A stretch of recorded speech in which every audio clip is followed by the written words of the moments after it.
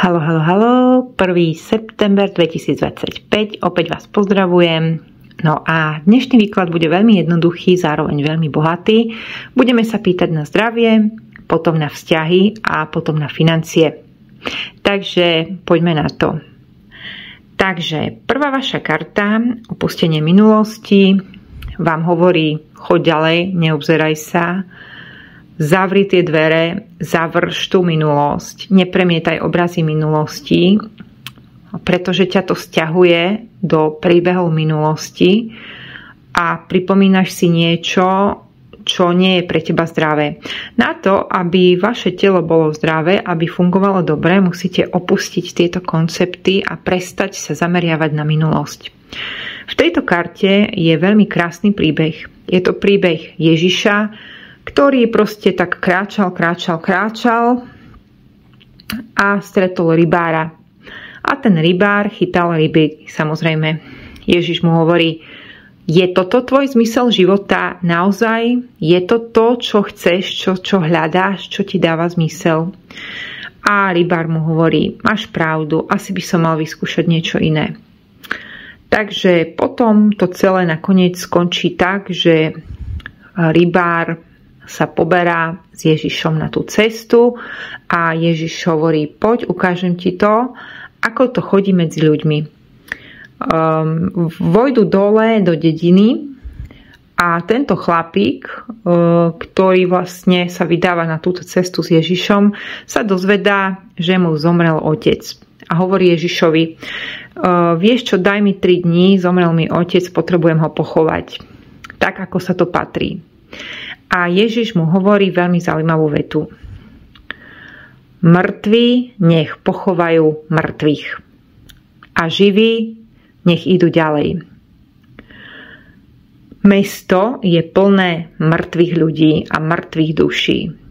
A tí pochovajú mŕtve telo.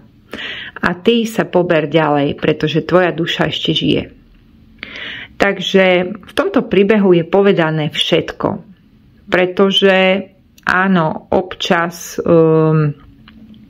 je to tak, že človek ide na autopilota a stane sa z neho časom mŕtva duša, ktorá proste len už ide na autopilota, vykonáva nejaké príkazy, rozkazy, má naučené, čo áno, čo nie, čo v tom systéme je dovolené, nie je dovolené. Ale títo ľudia opomínajú hlas duše. Nebuďte takýto a nasledujte hlas srdca a volanie svojej duše. Čo je to, čo potrebujete? Kam by ste mali ísť? Kam by ste sa mali pohnúť? Zatvorte dvere, prestaňte premietať minulosť, pretože sa naviazujete na staré príbehy svojej duše a potrebujete už zažívať niečo nové. Na to, aby vaše telo bolo zdravé, potrebujete zatvoriť tie dvere, poďakovať za tie skúsenosti a ísť ďalej. Proste úplne bez viny ísť ďalej. Vy si to zaslúžite. Zaslúžite si niečo lepšie, zaslúžite si sviežosť, čerstvosť. Choďte za tým, čo vás láka. Tak, poďme na ďalšiu kartu a tou je odstup. Táto karta hovorí o vašich vzťahoch. Čo nám to chce povedať o vzťahoch? Že máte pozorovať. To znamená, že keď ste v prostredí, keď vás niekto urazí, tak iba pozorujte to miesto, v ktorom vás ten človek urazí. A povedzte si, áno, tak ma urazil. Aké to je? Čo cítite? Keď ste pochválení, tak si povedzte, aha, teraz som pochválený. Čo to so mnou robí? Choďte do toho miesta, nič nehovorte, iba sa zamerajte, kde to miesto presne je v tele a pozorujte, čo to s vami robí, nakoľko ste schopní uveriť druhým, nech čokoľvek hovoria, pretože ľudia niekedy hrajú veľmi také záľudné hry. Niekto napríklad môže pochvalu druhých používať na to, aby si niekoho omotal okolo prsta a je to tak proste, je to tak, že proste ľudia hrajú záľudné hry. Takže sledujte to, čo to s vami robí A k tejto karte sa viaže taký zaujímavý príbeh. Takže bola raz jedna žena, ktorá otehotnela. Bolo to mladé dievča. A toto mladé dievča malo takého otca, ktorý sa o ňu veľmi dobre staral. A on jej hovorí: s kým máš to dieťa? Vyberiem sa za ním. A ona povedala nejaké meno, ale nebolo to správne meno. A hovorí: ja mám dieťa s Hakuinom. Tento muž, jej otec, sa vybral za týmto Hakuinom a hovorí: vraj máš dieťa s mojou dcérou, postaraj sa o ňo. A on povie: tak to je zaujímavé. Teda, to je zaujímavé. To je zaujímavé. A potom ide niekde vyžobrať mlieko. Ľudia si o ňom myslia, že sa zbláznil, zoberie to dieťa, zabalí ho do nejakej šatky, proste nosí ho a tak. Za pár dní sa tento otec toho dievčaťa dozvie, že meno otca bolo vymyslené a dievčina sa prizná, táto dcéra jeho sa mu prizná, že ona si to vymyslela a že skutočný otec je niekto iný. Tento otec jej sa zahambí, ide za Hakuinom, padne na kolená pred ním a hovorí: prepáč, ja som sa pomýlil, proste moja dcera ma oklamala, to dieťa nie je tvoje. On sa nadýchne a povie: no to je zaujímavé. No vydá, no teda, áno, to je zaujímavé. A tento príbeh nám hovorí o pozorovaní. Pretože nadradenosť ide vždycky spolu s menej cennosťou.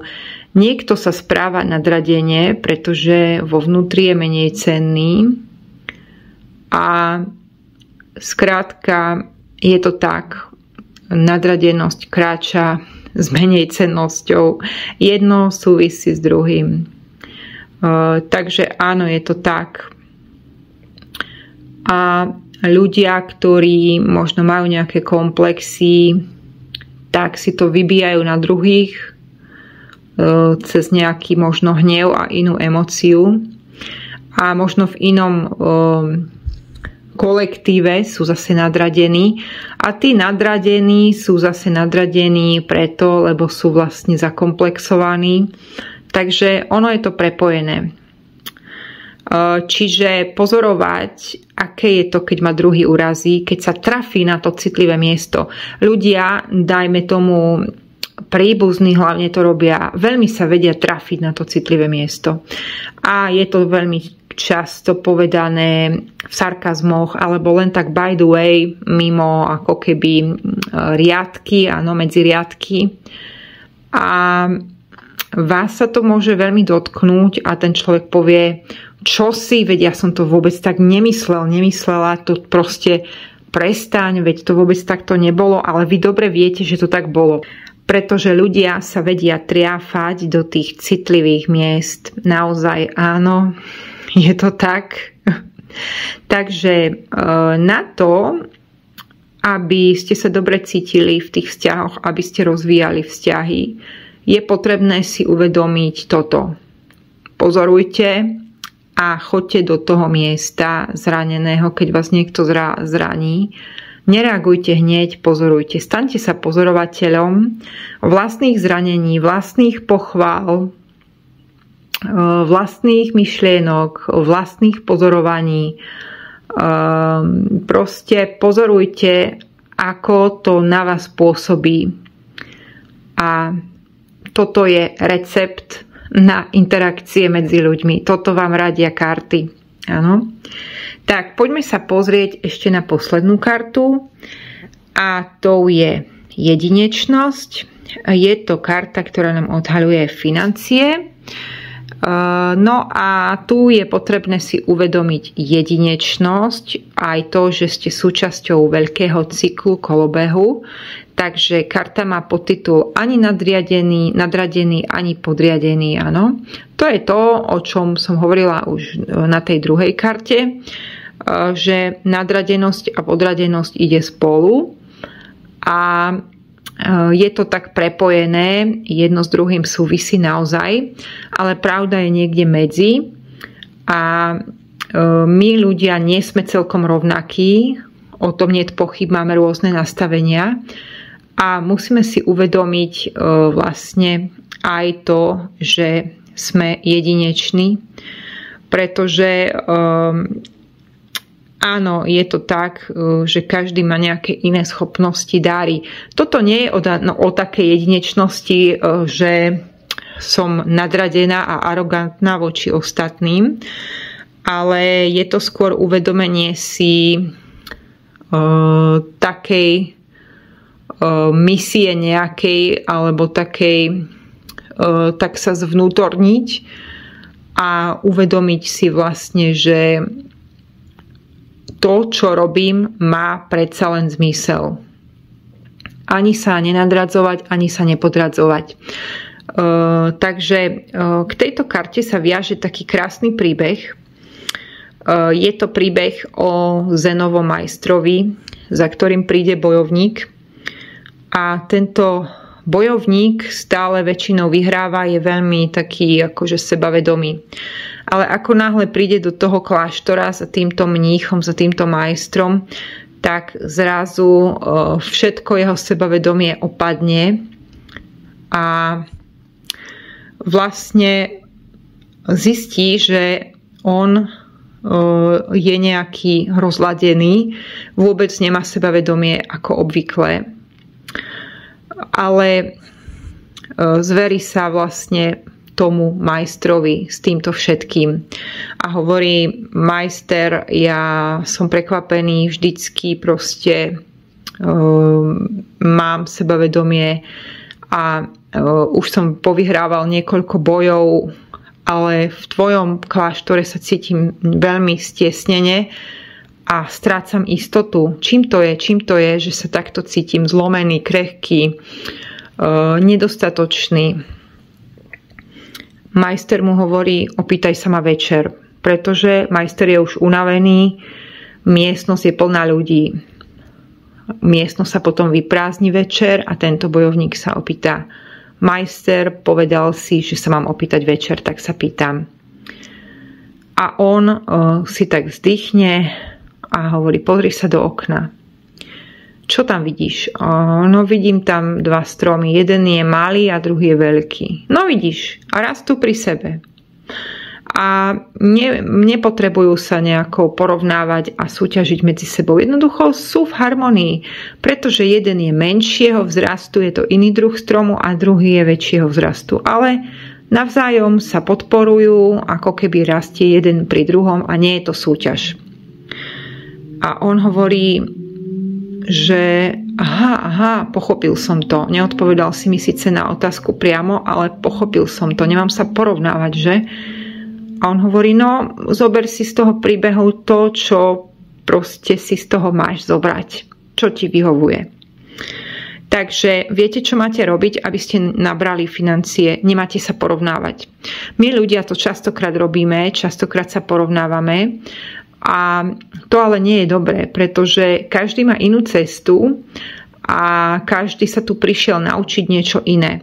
A navyše to, čo vyzerá ako ľahké na povrchu, že niekto to má ľahké, tak to vôbec nemusí tak byť. Môže to byť veľmi klamné, áno?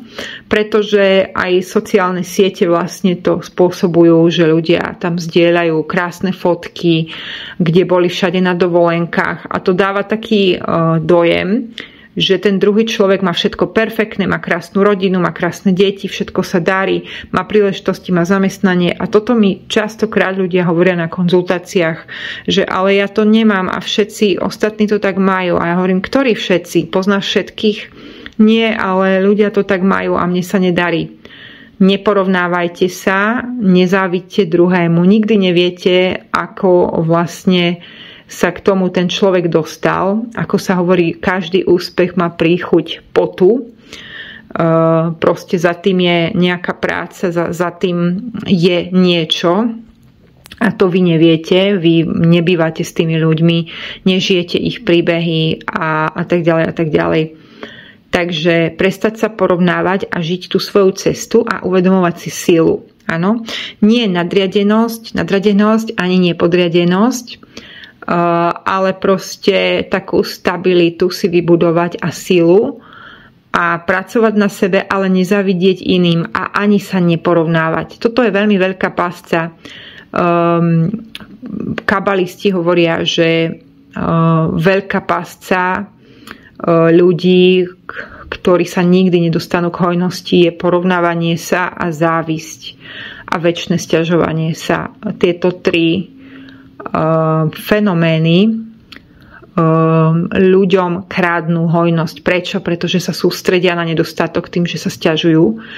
Tým, že sa porovnávajú, tak stále zvýrazňujú to, že niečo nemajú a proste chcú s niekým súťažiť a stále si myslia, že nie je pre nich dostatok a druhí to majú inak a všetko majú ľahšie, ale nie je to pravda. A posledné je vlastne neprajnosť a nenávisť, ktorá absolútne deaktivuje ten celý portál hojnosti, pretože čo vysielaš, tak to dostávaš naspäť. Tak, ja verím, že tento výklad bol pre vás prínosný. Čisto len takto som to dnes dala na 3 karty a myslím si, že je to postačujúce.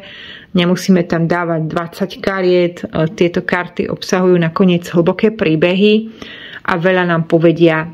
Keby ste potrebovali odpoveď na svoju konkrétnu otázku, tak určite napíšte, robím aj takéto výklady, ale buďte si vedomí toho, že u mňa sú tie výklady vždy spojené aj so spoznaním kódu. Áno?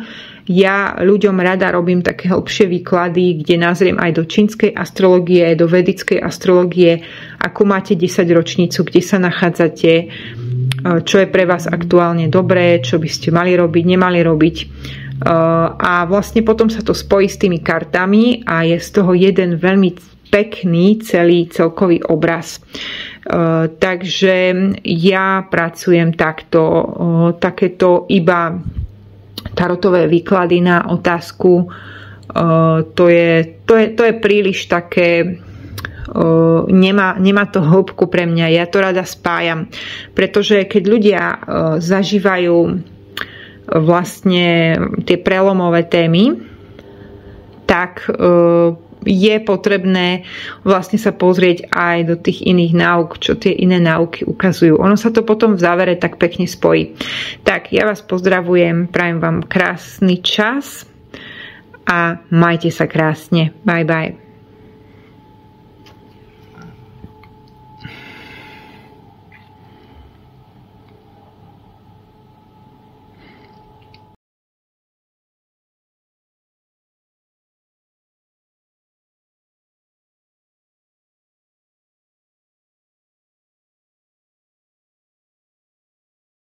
Haló, 1. september 2025, opäť som tu, pozdravujem vás. Dnešný výklad bude veľmi bohatý, zároveň veľmi jednoduchý, bude to výklad iba na 3 karty. Budeme sa pýtať na vaše zdravie, čo je pre vás zdravé, aký tam bude odkaz, potom vlastne na vaše vzťahy a na vaše financie. Sú to také 3 úrovne života, v ktorých sa všetci hýbeme, takže toto bude veľmi takéto krátke. Ale budú tam aj príbehy. Tak poďme na nich. Takže, čo je pre vás zdravé? Zdravé pre vás je...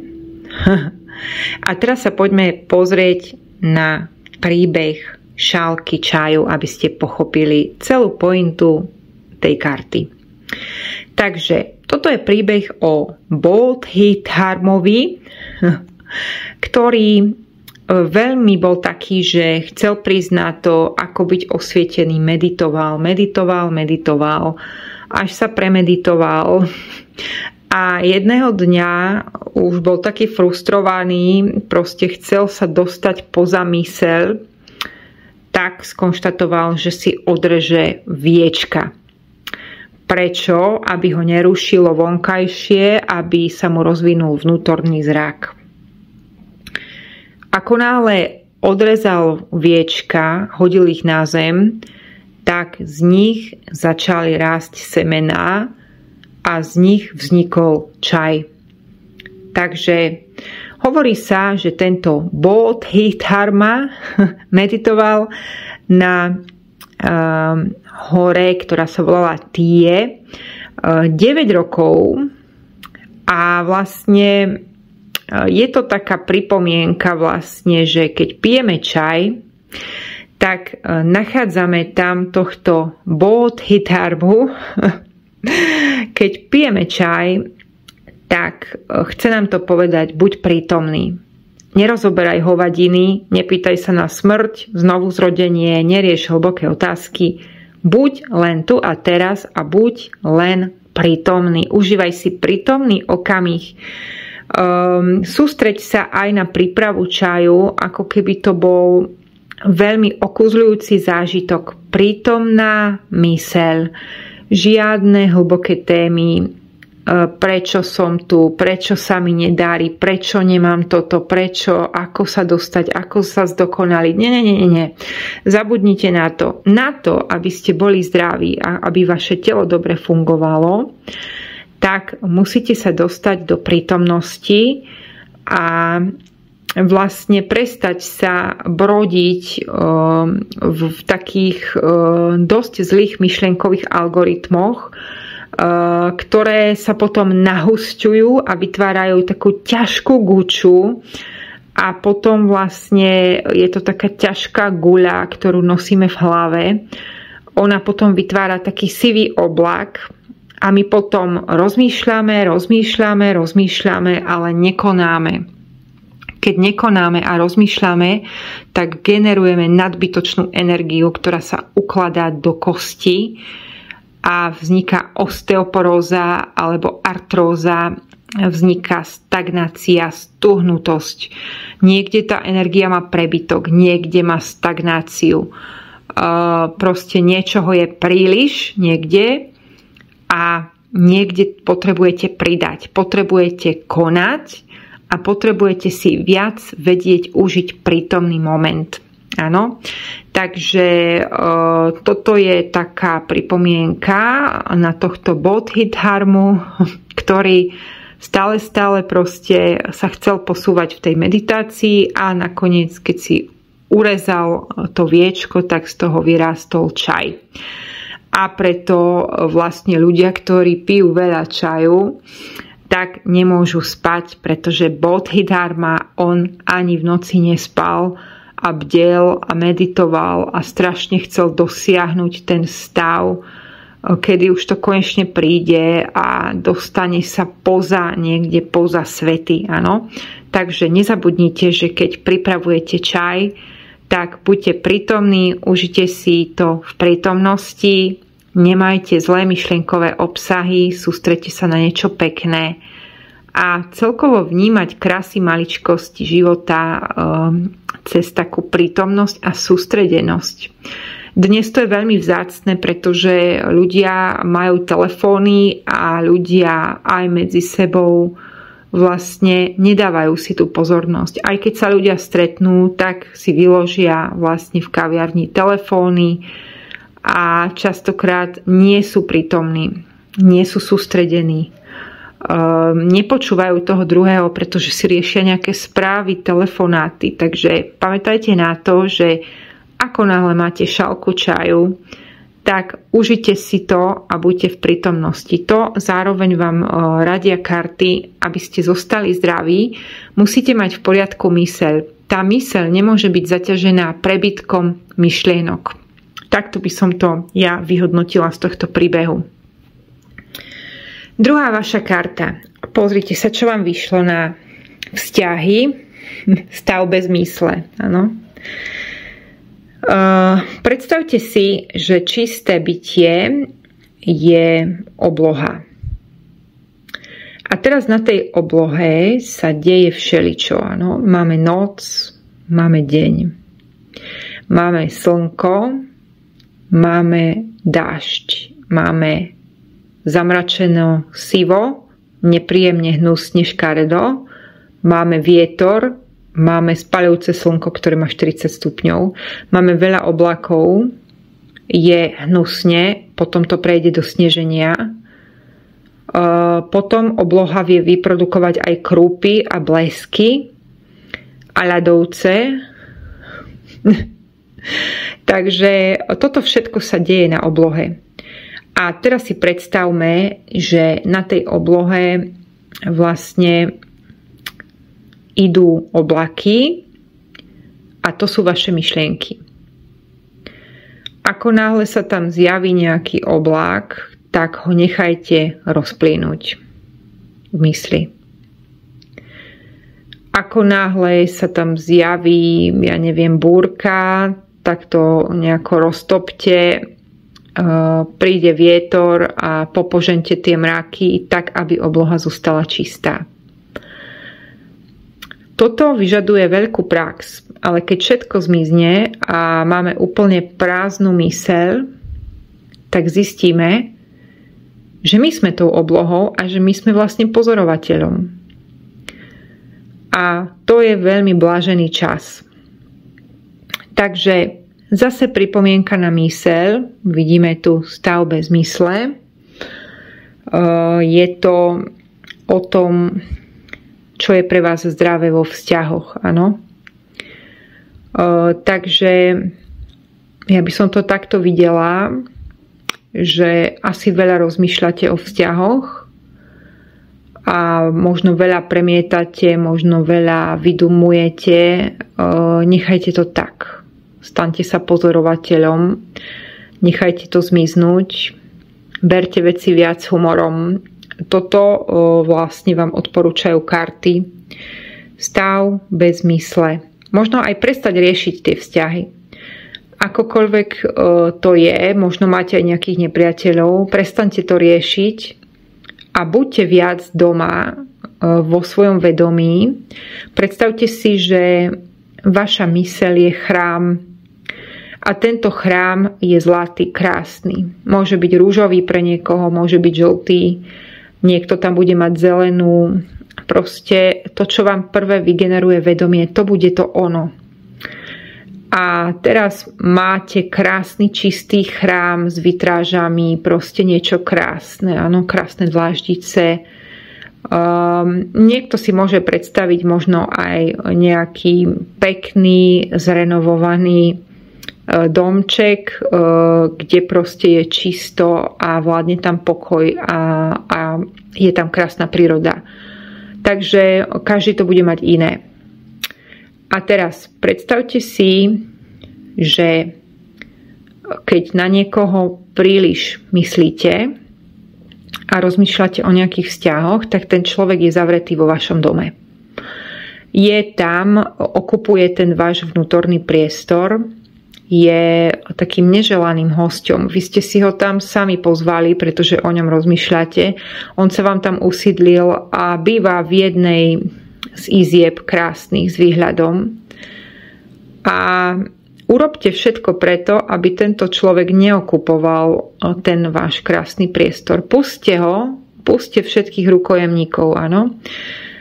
Čiže ako náhle nás niečo sťahuje, pustme to preč, pustme to z hlavy a pracujme vlastne s touto predstavou. Nedržme si rukojemníkov, nedržme si tie myšlienky. Môžeme si aj predstaviť, že sedíme niekde v krásnej prírode a pozeráme sa na vesmír, pozeráme sa na tú oblohu a rozpúšťame to tam. Keď tam máme nejaké obláky, tak ich vedome ich rozpúšťame a vlastne oni miznú, oni sa ako keby združia a odveje ich vietor, áno. Takže s týmto sa dá veľmi pekne pracovať.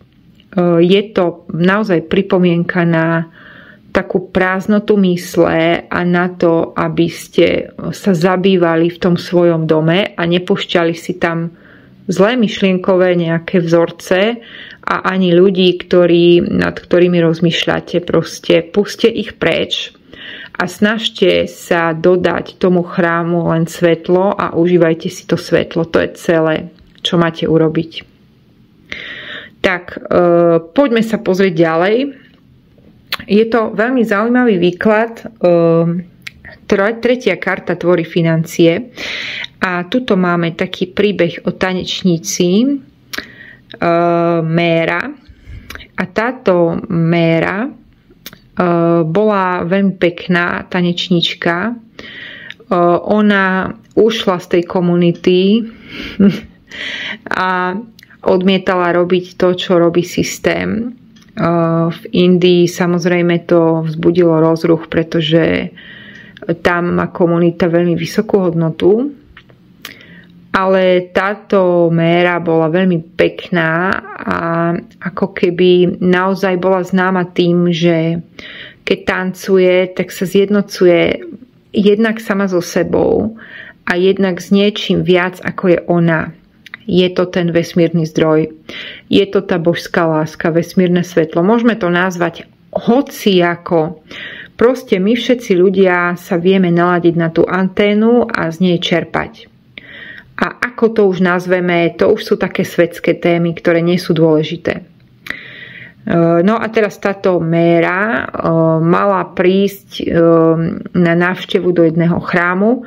Tam už sa chystali na ňu, že čo sa stane, keď vojde do toho chrámu, veď tam nemôžu ísť ženy. A tak tam dali dvoch takých strážnikov s takými kopiami, ktorí to tam strážili, aby ona sa tam nedostala, pretože ženy nemohli vidieť Krišnovú sochu. To bolo iba pre mužov. A teraz čo sa stalo? Méra prišla tam do toho mesta, do toho chrámu, prešla cez dvere, samozrejme, pretože tí strážnici boli úplne tak z nej očarení, že oni zmekli. Oni vedeli, že ona je špeciálna. Oni zrazu proste boli úplne zharmonizovaní s ňou a povedali si, že však o nič nejde, veď ju pustíme. Prišla tam do toho chrámu, tam už bol ten hlavný majster a hovorí, nedodržala si to, čo väčšina žien, tu ženy nesmú chodiť, nesmú sa pozerať na Krišnovú sochu. A ona hovorí, a ty si Vari myslíš, že ty nemáš v sebe ženu? Že akože ty si iba chlap? Veď každý má v sebe muža aj ženu. No takže skrátka týmto ho úplne Méra dostala a vlastne sa pretancovala celým chrámom a odišla. Čo to vám chce povedať táto karta? Na to, aby ste dosiahli financie, musíte nasledovať svoj tanec duše jednak, pretože Méra bola naladená na ten zdroj, na svoje telo, mala telo v poriadku, najskôr musí mať v poriadku telo, aby sme boli tou anténou. A ona bola taká krásna, pretože bola autentická, bola napojená a vlastne pustila aj tie myšlienkové vzorce, také, že čo sa má a čo sa nemá. Áno? Takže na to, aby ste vy mali lepšie financie, musíte byť autentickí, musíte byť oddaní sami sebe. Možno by ste mohli skúsiť aj tanec ako uvoľnenie sa, nejaký spontánny tanec, pretože tanec, takýto spontánny tanec nás dostáva vlastne do tej esencie duše, takže si pustíte nejakú dobrú hudbu a skrátka iba tancujte tak, ako vám to ide. Vôbec od seba nechcite žiadne výkony, ani aby to nijak dobre vyzeralo. Iba zatvorte oči a nasledujte pohyby, ktoré vám vaše telo povie, že ktoré sú správne. Aj takto by sa to mohlo interpretovať. Táto karta je o tanci, je o nasledovaní toho tanca duše, je o tom, ako nezradiť samého seba a ako vlastne vyslovene pretancovať sa k tej esencii duše.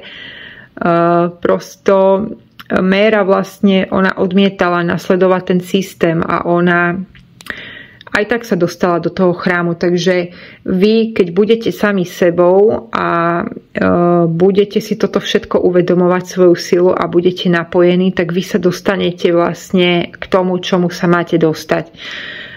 Čiže áno, je to nejaká jednota tela, ktorá je základ pre to napojenie na tú anténu, na to božské.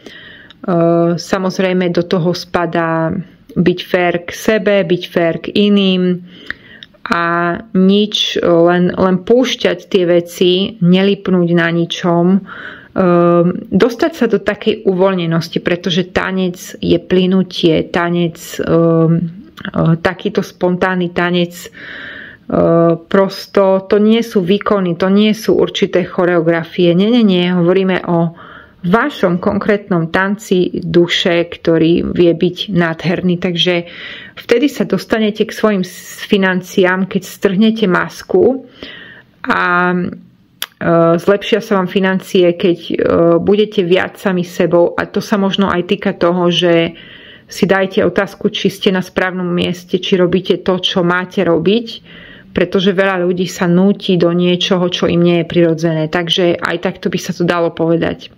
Ja sa s vami rozlúčim. Toto bolo celkom bohaté, tieto príbehy sa nezdajú, ale oni ponúkajú veľmi hlboký vhľad. A určite, keď si to potom pozriem ešte to svoje video, tak budem si hovoriť, ešte toto ma napadlo, ešte toto som tam mohla. A samozrejme vás môže napadnúť ešte nejaká iná perspektíva. V tom sú tie vlastne karty a symboly krásne a takto by to presne malo byť. A preto ja na celú obrazovku ukazujem karty, pretože sú dôležité aj tie obrázky.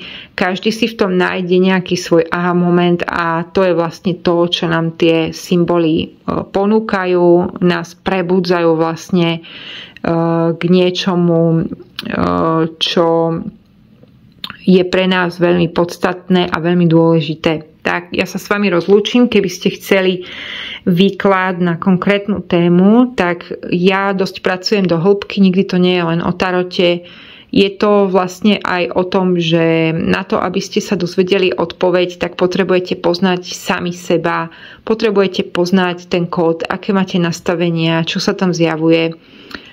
Takže ja sa vždycky pozerám aj do iných náuk a potom vlastne to všetko v závere spojím a pošlem vám to ako video, ktoré si pozriete doma, z ktorého potom môžete čerpať. Môžete si ho pozrieť aj viackrát, kedykoľvek proste budete ho tam mať pre vás. Takže takto ja pracujem. Mojou domenou sú hĺbky a myslím si, že v tom je to celkom výnimočné.